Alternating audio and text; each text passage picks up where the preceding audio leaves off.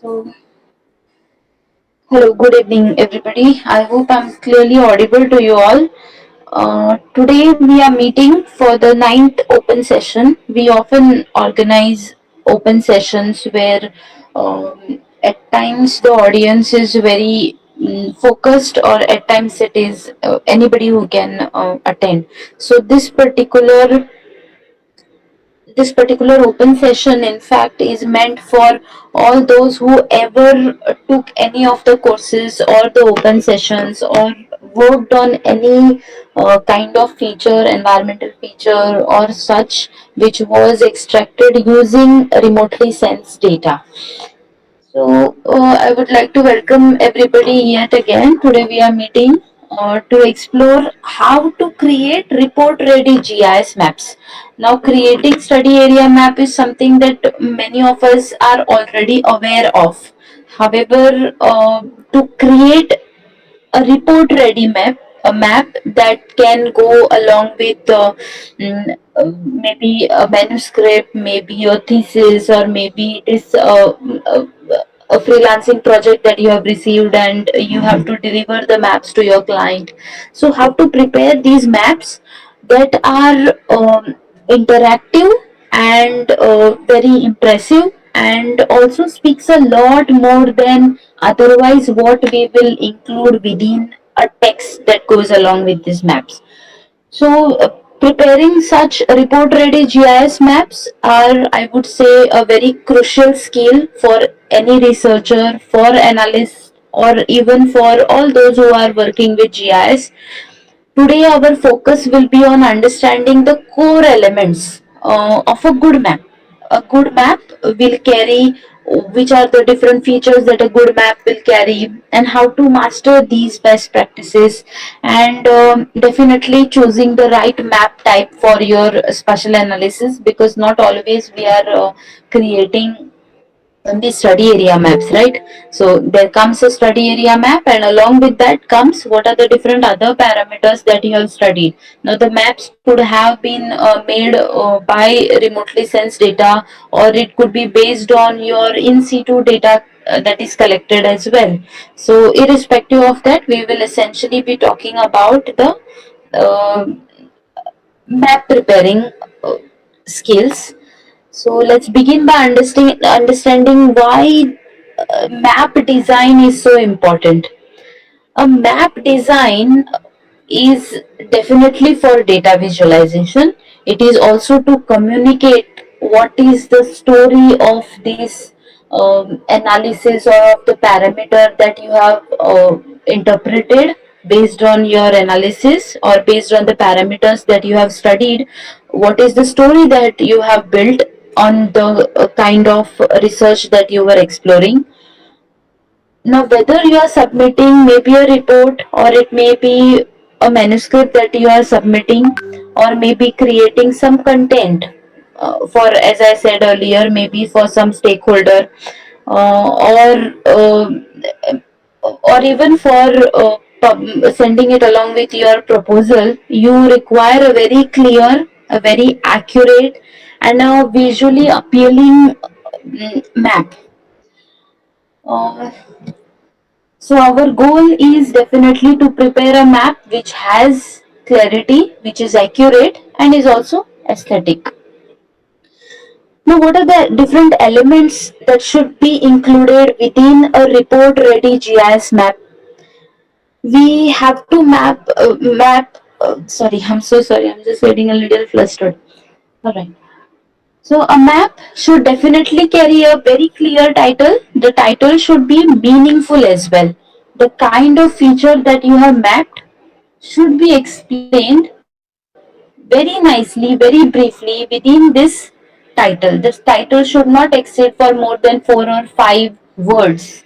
There has to be a clear legend. The colors that are used for the features within the map should also match with that of the legend, and the features that are named should also come aligned with these legend. At times we try to uh, maybe make columns of this legend because it is not fitting in. We have to make sure that if the columns are spread all across the map, then the map also should look balanced rather than having a long table of legend. We can also prepare a 2 or 3 column legend that fits in well and balances your map. So meaningful title, a very clear legend. There has to be a scale bar. If there is no scale bar, the other person who is reading your map might not be able to understand the scale of your study area. How what is the length of your study area, or whether it is elongated, if it is elongated, to what extent it is elongated, or whether it is a circular area. Essentially, for hydrological studies, you have to use a scale bar. Even when you are referring to anybody else's paper, you are definitely referring to a scale bar to understand the ellipticity of the watershed or the circularity of it. Also, there has to be a north arrow. Usually, the practice says that the north arrow should be aligned vertical, that means towards the north of that particular map. But often it may so happen, what if your study area is slightly elliptical and is at an angle? Let's say it is trending north, east, south, west. Then if you are using a north arrow at a zero inclination, if the map is at zero inclination, that means the north arrow is vertical and pointing towards top of the paper or top of the map, then much of the area remains vacant, and this is one indication of a very unbalanced map. So in this scenario, you may as well rotate your map uh, towards the north, west, southeast, and that map is also acceptable provided you give the north arrow. So north arrow again becomes very important. There has to be a border to your map.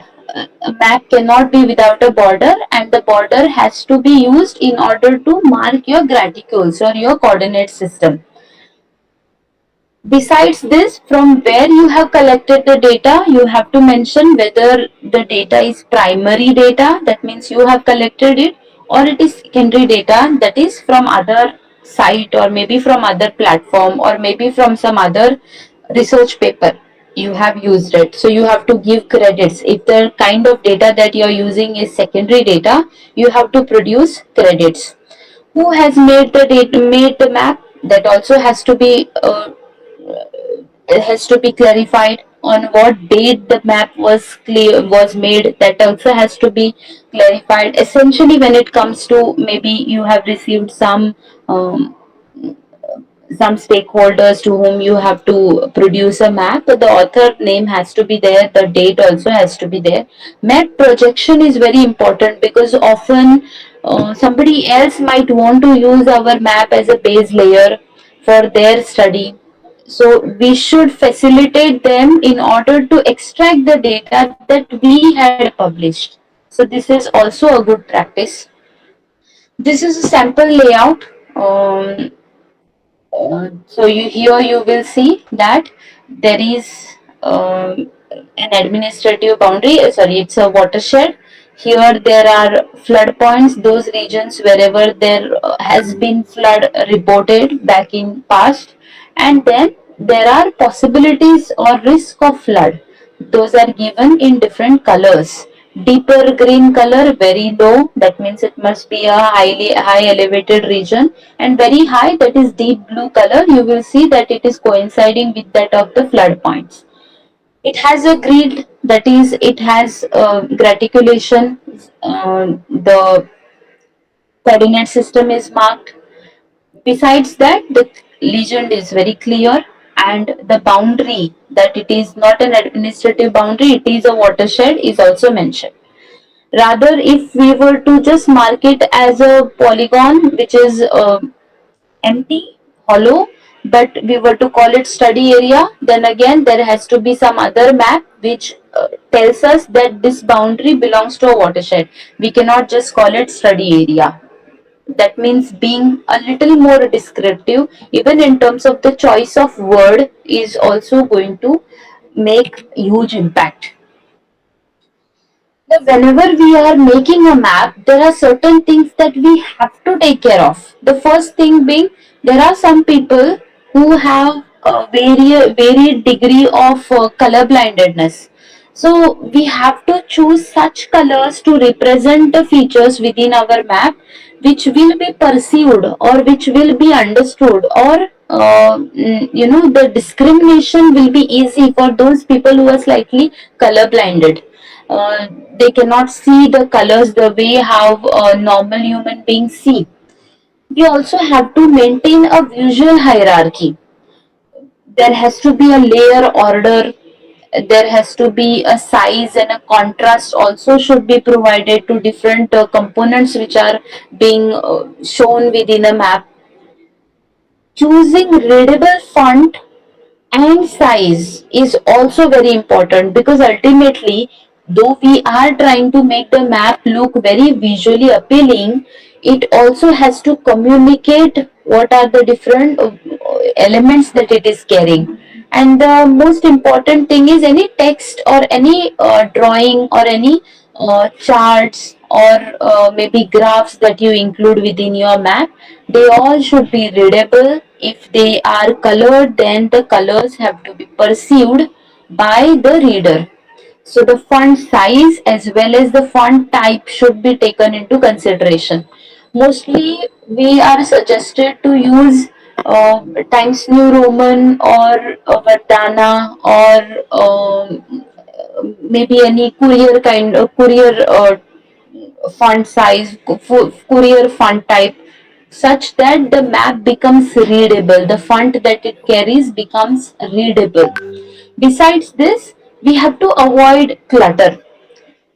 Avoiding clutter means those elements which might not be complementing our map should be avoided. Besides that, if there is any white space, that means blank space, it has to be effectively utilized in order to make our map more clear as well as meaningful and more communicative. It should be like, the map is being seen by the reader, and they don't feel that after looking at the map there are some questions that are popping up in their head while they were reading the text.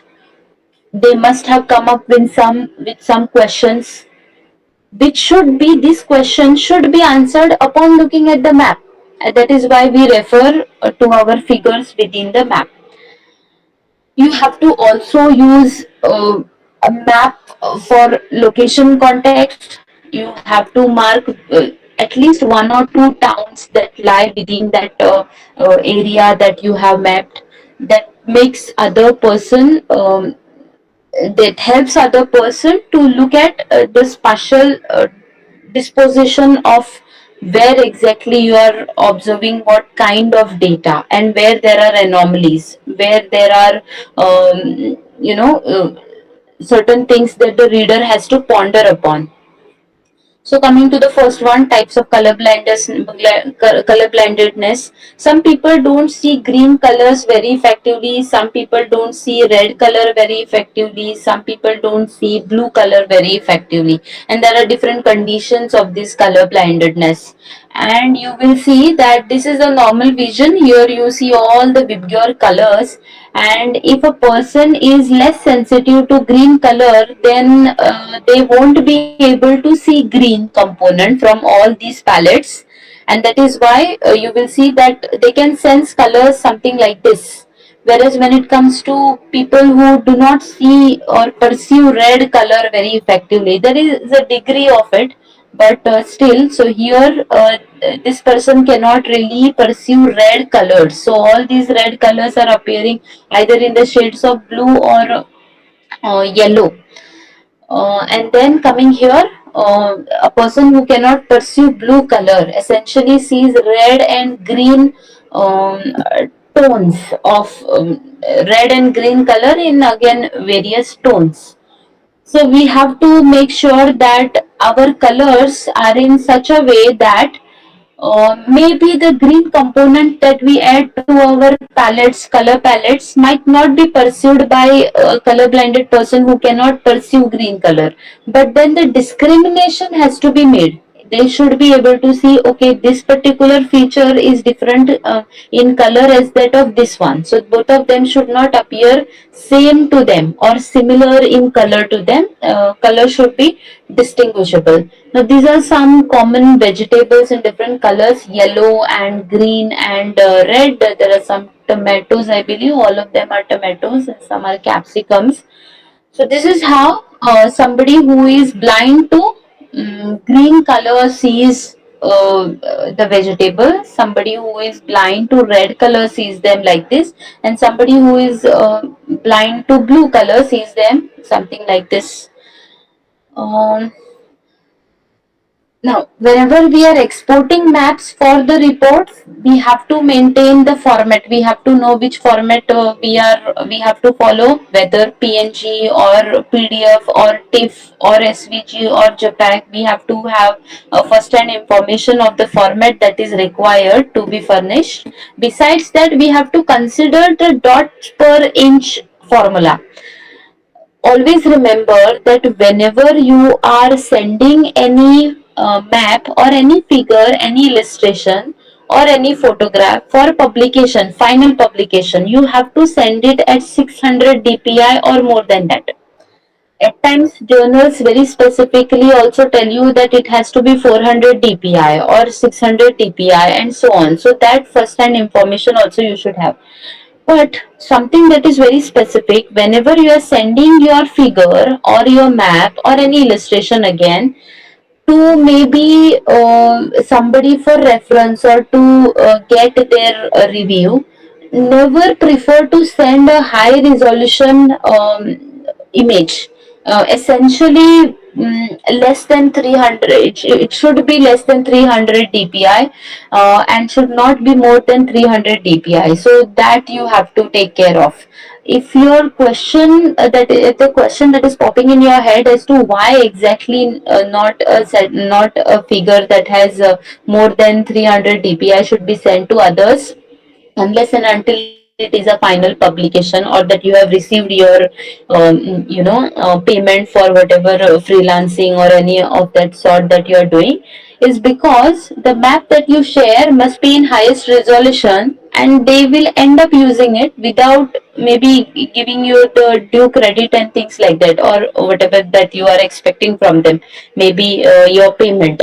So, but if you are giving them a low DPI image, that means they have to come back to you asking you for the final high resolution maps, and you have to ensure that you are giving your work in trustworthy hands. Yes.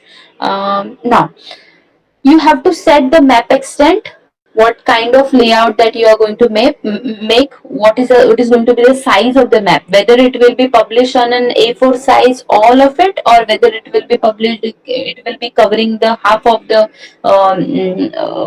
A4 size image, or will it be A5 size image, or that you have to consider. And based on that itself you have to consider the margins and start preparing your map.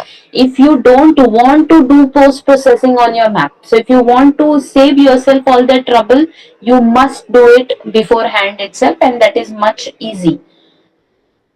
Consider the file size as well. At times if you are trying to maybe upload a manuscript, then not more than 100 MB or not more than 1 GB. I think these days it is 1 GB, less than 1 GB your file has to be, but that is not a problem. But if you are trying to upload maybe somewhere, so there is some file size limit that is set, and you have to ensure what is the DPI that you are going to keep, such that the size comes to minimal, because the text size is not going to be more, only your figures are going to have a larger size that you embed into your report.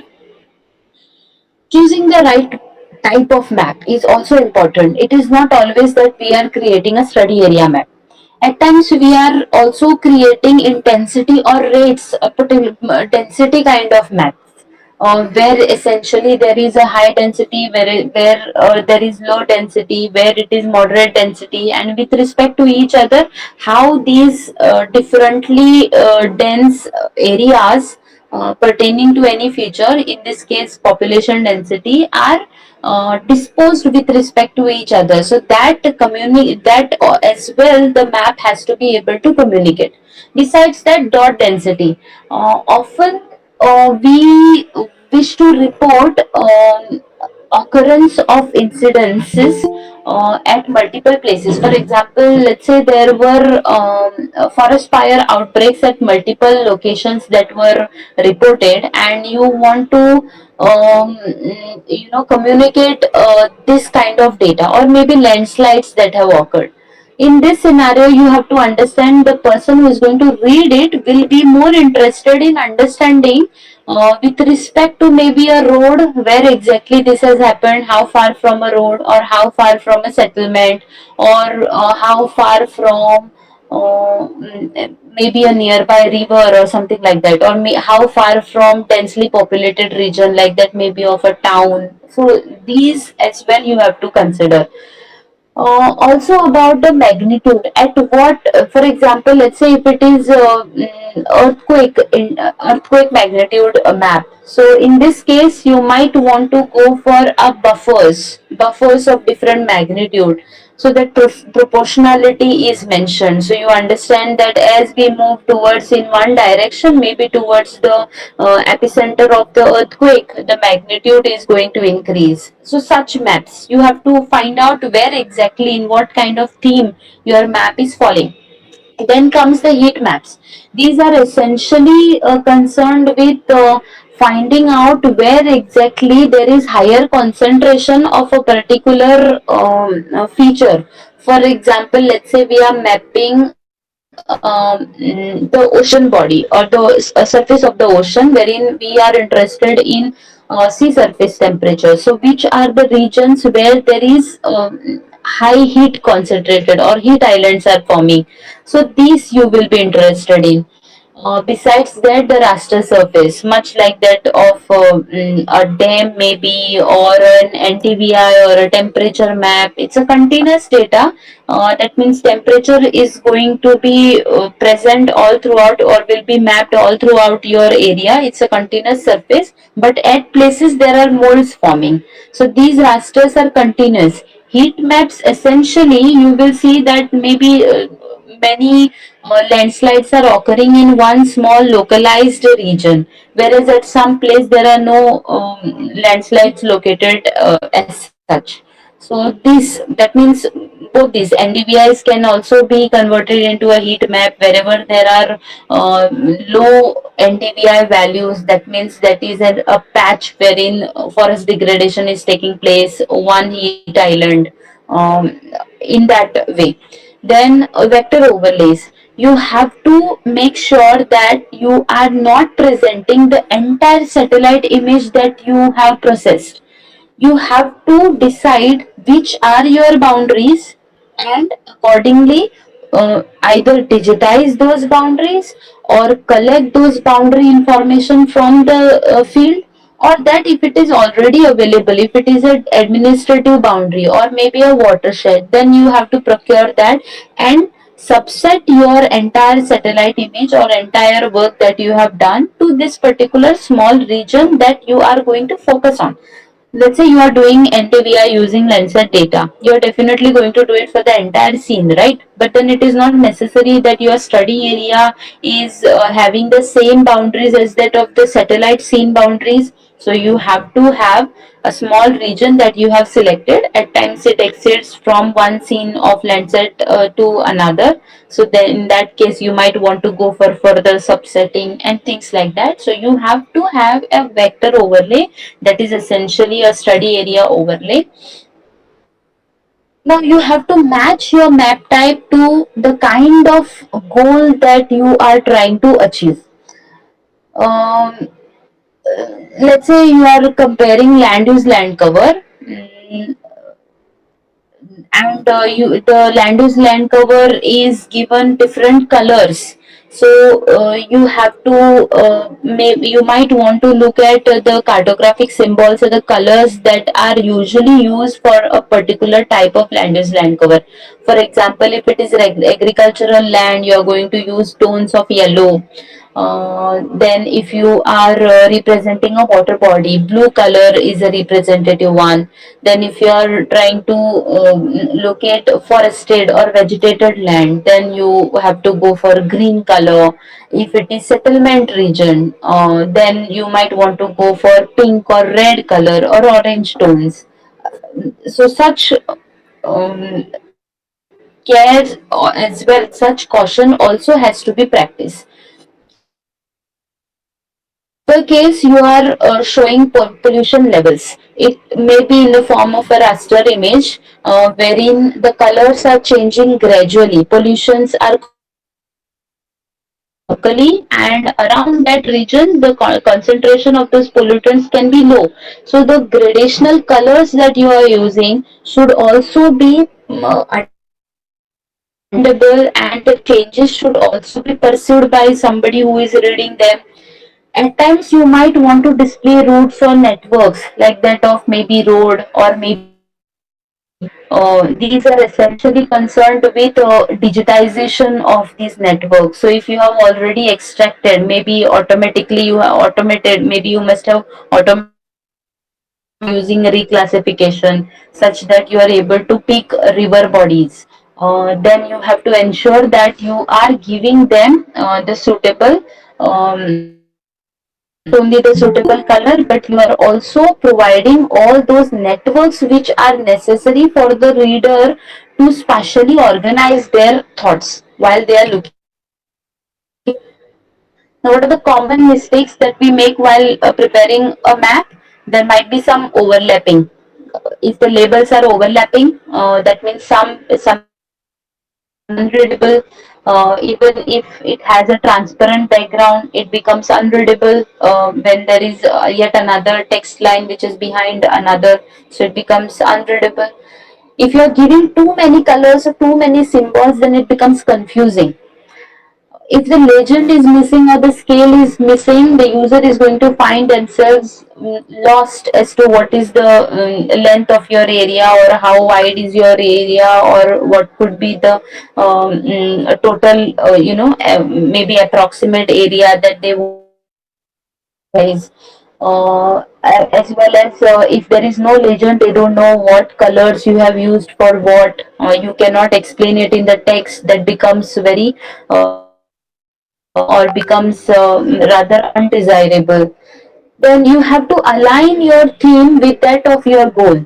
Let's say if you are studying vegetation, you have to provide those yellow or the green, lemon green, or those kind of colors. So you have to orient your color schemes as well according to the goal that you are trying to achieve. Maybe your studies are more that of urban area, so you might want to show them in the representative colors. Whereas if you are showing urbanized regions in a green color, that means settlements in green color, it is again misleading.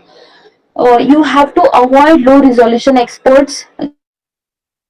If you are very sure that you're going to use your map for maybe a final publication, or maybe for your reference itself, you want to use a high resolution imagery, then you have to decide at what resolution you are going to export it. So exporting it at low resolution and then maybe misplacing the layout is as well undesirable. This is one map. Here you see that it is over here, and there is some land cover that is mapped. You have subsidence that is shown. This particular region is undergoing active subsidence. There is a granitic containing area. That means this area is covered by some limestone, so it is again unstable, and you see a small subsidence zone over here as well, because the parasitic terrains are essentially limestone kind of, and they are very much susceptible to because of which they form sinkholes and things like that, and the land subsides. So besides that, we have residential areas that is shown, and slope index max. So this is a slope index map that they are saying. Yellow color is and then residential area is red, and this green color we don't really know what exactly it is. So if you look at this map, you immediately know what are the drawbacks of the, what are the limitations of these maps, or what are the mistakes that are made. You will see here that the river is not continuous. Right in the middle of the river, again there are some residential areas that are shown. Seems to be incorrect. And besides that, you will see that there is no grid to it, so we don't really know where exactly this particular is, right? And besides that, we don't know what is this green color, what is this blue color. That also, in fact, we don't know, because they have marked the Black Sea outside this blue color. Again, a very undesirable way of presenting your map. But this is a very nice map. It shows you a water body. It shows you a water body, and it's a dam basically. Wherever there are some wells, testing wells and training wells are located, and there is a is a stream over here. If you want to know where exactly this particular area is, it is in the state of Maharashtra, and in India. So here this seems to be a very excellent example of study area map, a very basic study area map, the kind that we often wanted to make at the very beginning of our study. This is yet another type of study area map. You see this and you see this. This particular map, though, is similar, wherein you have been shown the entire country, then the state, and within that you have been shown a division, and within that further administrative divisions are shown. But both these maps, you will realize, are communicating the same information. I mean, the similar information, but you have the I think this is a hillshade map that they have given as a base map.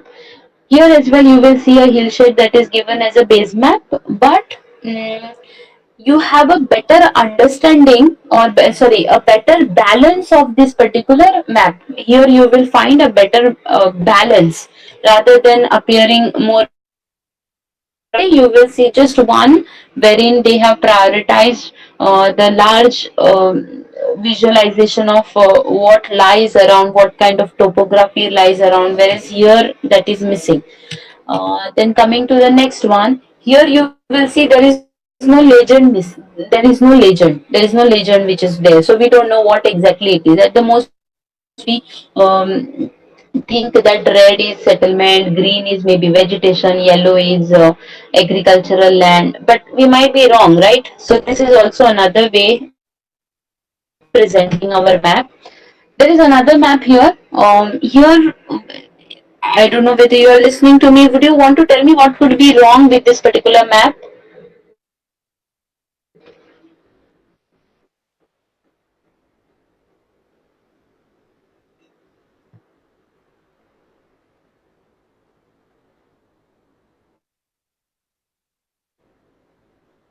What do you think is wrong with this particular map? Or if everything is fine with this map? Okay, at a count of three, one, two, three. Okay, so here the author has written their name in that.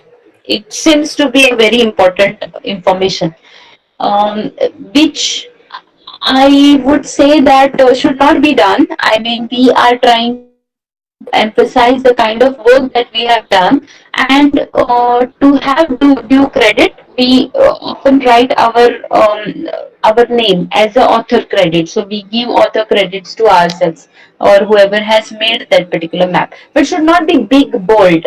Like, it should not be loud. It has to be subtle, and it has to be in a corner, very much subtle, so that whenever somebody wants to refer to it, they will be able to refer to it. This is yet another example of a map. Now, often it is not required for us indicate where exactly our study area lies. So here you won't know where exactly that particular study area is, in which country, in which state, of which district, or anything like that. No.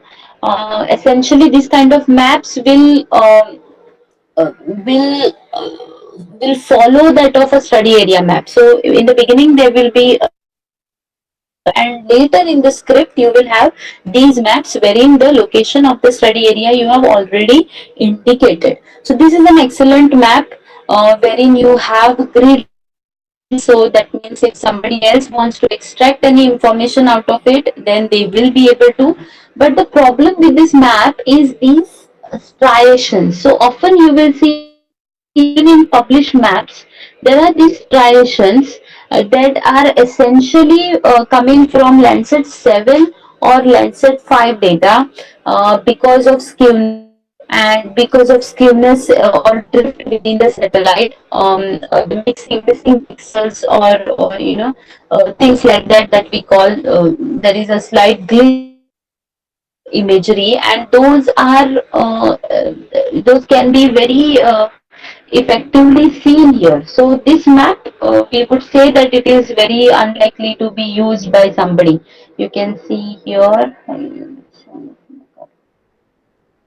Okay. See here, there seems a very straight line here, and that makes it a little undesirable. The data becomes slightly undesirable, or that uh, we cannot trust it very easily. Look at this map. It's a nice map, but the problem with it is everything is in bold. Everything is in bold. We don't really know what, yeah, HUC, 8 digit is HUC. They are saying what exactly is HUC basically. And then, yes, the colors are very bold. Maybe a color blinded person might not be able to perceive each and every discrimination between these colors. So that also we need to take care of. Yet again, you will see everything is bold. All the color, the letters are bold, so it is not very visually appealing. This is a very nice map, I would say. It's very strategically placed. The source is there, the data source is there. They have also explained what is this particular map, what is this map, and they have also located where exactly this study area lies. A very nice title is also meaningful. Title is also given to the map, wherein they are saying it is a Democratic Republic of Congo, and it is this particular map represents types of vegetation classes, whether it is moist forest, secondary forest, or it is a rural complex. That is a white one. You will see here, it's a white rural complex, and then forest savanna mosaic, and all the vegetation that they have shown. This is a nice one, and this is maybe an area that they are more emphasizing upon. This is the last map. I would say that this is the best map that I have seen so far. Here it is written who has created it, created by the National Weather Service Forecast Office, Louisville, Kentucky, and then National Weather Service. So they have given even the logo of the organization. Often you don't want to give who has exactly made the map. You want to give name of your organization who has made it. The source of data is given over here. You have precipitation contours. Different classes are made for different amount of, or different amount of rainfall that is received. You have radar as well as there is a small description of this map. This map is an interpolation of actual reported values. That means it is not meteorological data that is collected by some scientists or anything like that, but should be considered an estimation only, because essentially maybe they have done some interpolation. Reports are 24-hour precipitation from yesterday morning through this morning. So here the date is not given, but maybe it is something that keeps changing every day. So we don't know. So that's just one drawback of it. Maybe they could have explained what is yesterday, what is the date of yesterday and today, and things like that. Then besides that, you have a north arrow. It is oriented parallel to the right and left side. The north arrow is oriented left and right side. Final tips: test your map with a fresh audience. You have to show your map. You have to before it gets published, you have to take um, reviews, maybe from your parents, maybe from your siblings as close as that, or maybe your friends, your teachers, or anybody.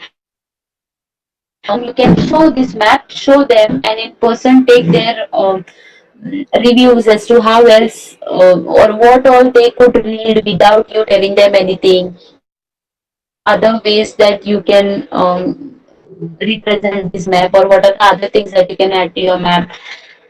Keep an editable version with you because you might want to change it, update it later. So don't lose that layout that you have prepared. Also, check the color schemes.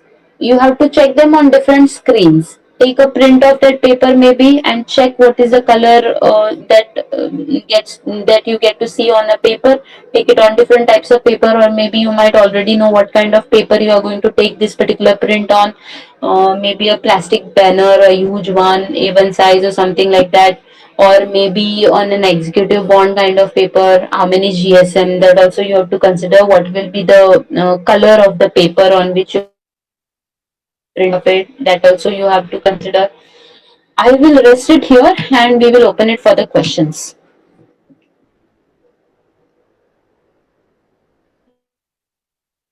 We'll open it for the questions. Is there any question for me? So today we have only discussed what a report should be looking like, or what are the different considerations that we have to give, and what are the questions that we have to practice all throughout until and unless we have created a final map, which we are not going to touch upon at least in this lifetime. Uh, Besides that, today we are taking it only for 1 hour. There is something that came up. I'm really sorry for that. But next Saturday we are continuing with this. Next Saturday, essentially, we will take it between 7 to 8 or 6 to 7, like that. I mean, often the sessions go beyond 1 hour as well, so this should not be a problem. That is when you have to have at least one map prepared, for which I must have already sent you a link to a video for using which you can prepare a basic layout first. There itself you will get a lot of understanding about maybe things that you can place within a map. And besides that, the next time we are going to improve upon that and create a final map, okay, based on your ideas and your suggestions. It will be much better if you prepare exactly what all you the salient features, what we say, of a particular map, what it communicates, the key information that your map communicates. So that if you have ready, we will be able to prepare a nice GIS map abstract. So let me see if there is anything that you want to add. So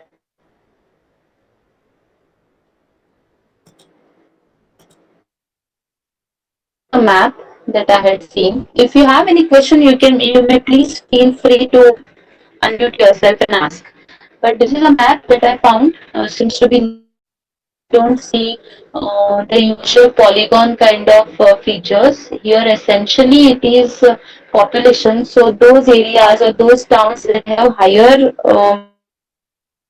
higher density of population have been represented in terms of this radius. So radius increases as the population density increases.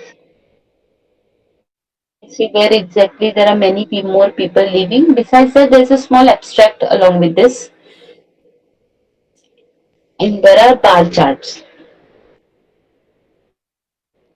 And refer to these as well. So there's a legend like this. And here, here as well, you will see an abstract, a more elaborate title.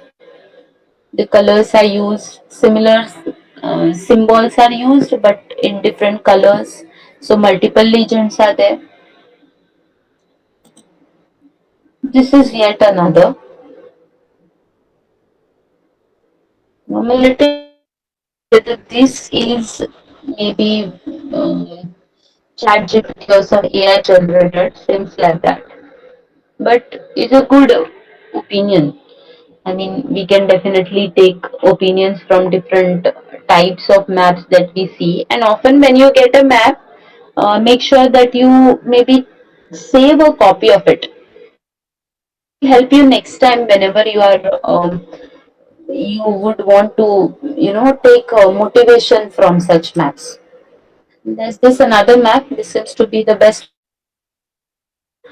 So such maps can essentially be used for making your poster. So this is a poster.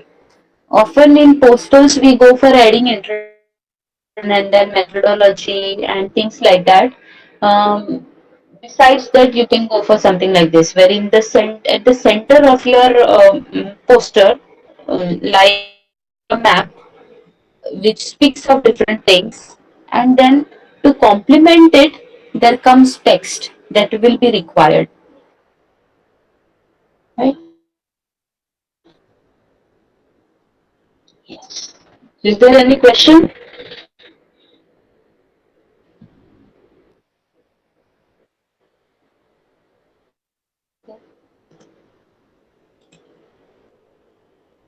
Should is do you have any question?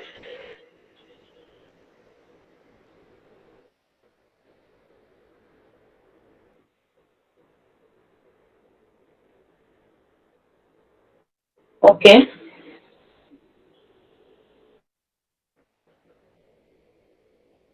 Okay. All right. So we will stop it here. We'll we will continue for the next time. If there's anybody else. Yes. Thank you for joining.